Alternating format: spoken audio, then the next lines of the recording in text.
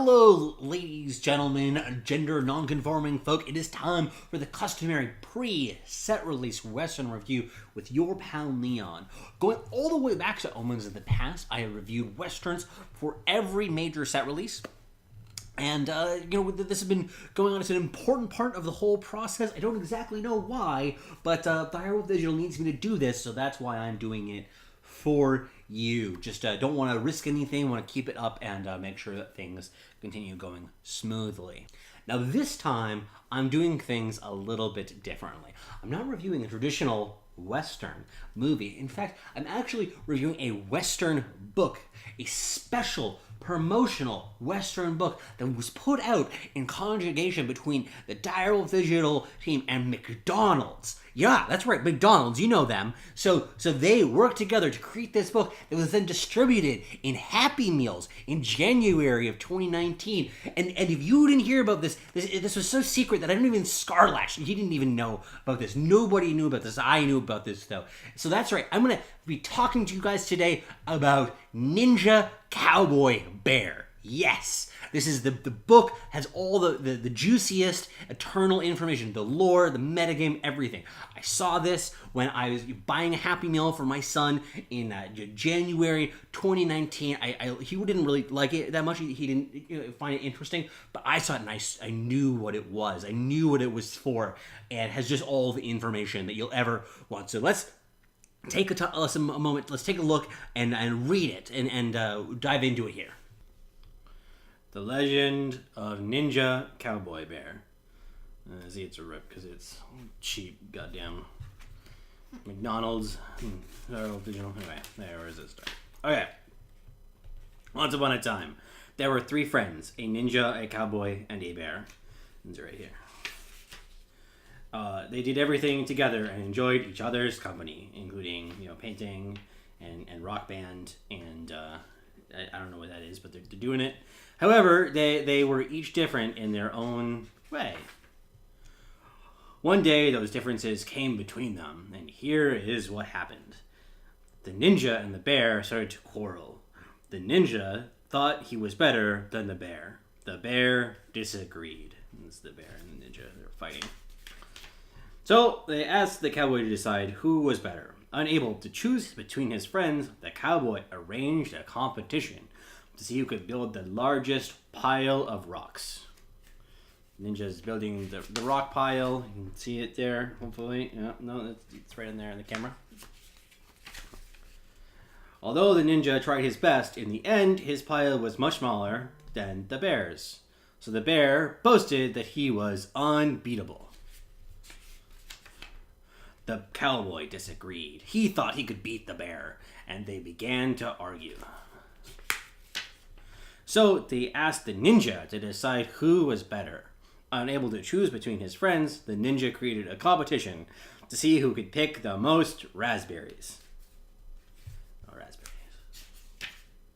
They're picking the raspberries, the cowboys, and the bear. It's one cowboy. He's just getting multiple places. I know it's really confusing, but Although the bear tried his best, he did not collect nearly as many raspberries as the cowboy, so the cowboy claimed that no one could beat him. The ninja disagreed and began another argument. And another argument began. You get everything correct. It's like fucking Shakespeare, So they asked the bear to decide who was better. Unable to choose between his friends, the bear created a competition to see who could catch the most rabbits, which is obviously what you would do in this situation. The cowboy trying to catch the rabbits. There's so many rabbits, and the ninja catches them all. So although the cowboy tried his best, he could not catch as many rabbits as the ninja. Afterwards, the three friends were confused. They still did not know who was the best. Frustrated, they parted ways. The ninja spent his time in quiet meditation. The bear consulted with a wise old friend, and the cowboy took to the hills. Oh, sad. Sad cowboys and bears. And soon they each realized something very important. The ninja appreciated the bear's great strength. The bear wondered at the cowboy's precision and accuracy. The cowboy was in awe of the ninja's agility. The ninja, the cowboy, and the bear recognized that no one has to be the best. They were each special and unique, just like you and me. Is the end. So there's clearly a lot to unpack here. I'm going to be leaving the world building, lore, and fan fiction related implications of this book to other people. I'm not an expert in those areas. Anyway, I'm going to be focusing on the balance implications, the metagame implications, and the game design implications of a book like this. So first off, let's focus on some of the overlaps between the Ninja Cowboy Bear universe and the Eternal universe. So understand why they're the same place, really. So first off, we have the ninjas there, and the ninja is very clearly one of the unseen, aligned with the Hooru faction. The Rakano is represented in the cowboy, like that's obvious, and the Stone Scar as well. There are overlaps with both of them. So that's another overlap that's happening in there. And the bear clearly represents a bear. So that's another thing that those both exist in both universes. So it's definitely the same place. So if you're not convinced, you can even see parallels with the Eternal metagame here. We have the bear beating the ninja beating the cowboy, and finally the cowboy beating the bear. This is an obvious reference to the metagame balancing, because we have the bear representing Eternal Control, which beats the ninja, which is obviously Hooru mid-range. Hooru mid-range beats cowboys, which is clearly Stone Scar, and finally Stone Scar beats the bear. Yeah, right? Well, I mean, I'm not even sure if this is right, but it says it in the book, though. Like, it says it in, this book right here. So it must be correct. I think that's how the balancing works. Now, for the real goods, you really have to pay attention to some of the subtleties in the story. There's a lot of subtle hints here that I think relates to the balancing going forward in the metagame implications going forward. To start off with, first, let's take a closer look at the ninja character here. I think that this is very clearly has a representation and a familiarity to a certain Eternal streamer. Now, that's right. I know who you're thinking about. It is Yodabite. So it looks exactly like, you can see it right in this photo very, very clearly, and I think that demonstrates that this is also a representation of his card, his custom card that he came out with, the Kira card. So this is a pretty clear sign that Kira is going to be a major player in the metagame moving forward. And not only that, it gives you some indication of what kind of decks Kira is supposed to go in.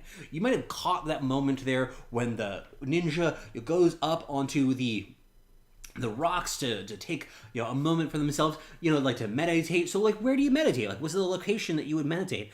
I would meditate in a sanctum. We have a sanctum card in the set. So clearly Kira is going to be going along with Talir's Sanctum in some decks moving forward. I think that's a pretty clear combination. They go together really well, peanut butter and jelly style. So that's going to be some deck building hints going forward that I think is really going to shape the metagame.